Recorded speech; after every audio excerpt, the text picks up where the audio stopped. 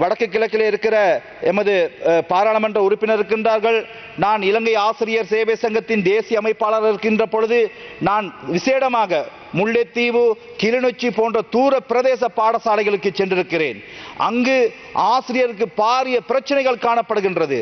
அங்கு ஆசிரியர்கள் இருக்கின்ற விடுதிகள் மிருகங்கள் கூட வாழ முடியாத துருப்பாக்கி நிறுத்த அந்த விடுதிகள் காணப்படுகின்றது.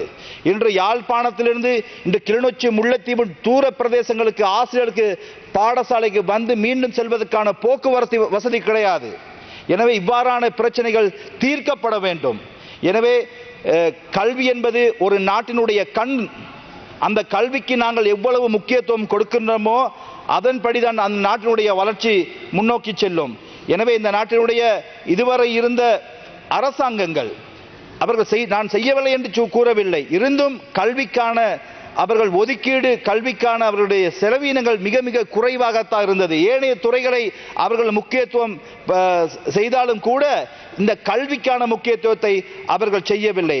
அவ்வாறு நிதியை ஒதுக்கினாலும் கூட பிரதேச வேறுபாடு, இன வேறுபாடு காரணமாக பாரபட்சங்கள் தான் காணப்பட்டது. இதனால் இலங்கையிலே கல்வியானது பாரிய ஒரு பின்னடைவுக்கு கடந்த காலங்களிலே இட்டு சென்றது.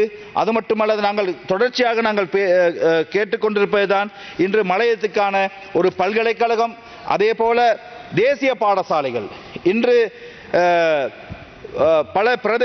பல மாவட்டங்களிலே அதிகமான சிங்கள மொழி மூலமான தேசிய பாடசாலைகள் இருந்தாலும் கூட அங்கு தமிழ் மொழி மூலமான தேசிய பாடசாலைகள் மிக மிக குறைவாக இருக்கிறது.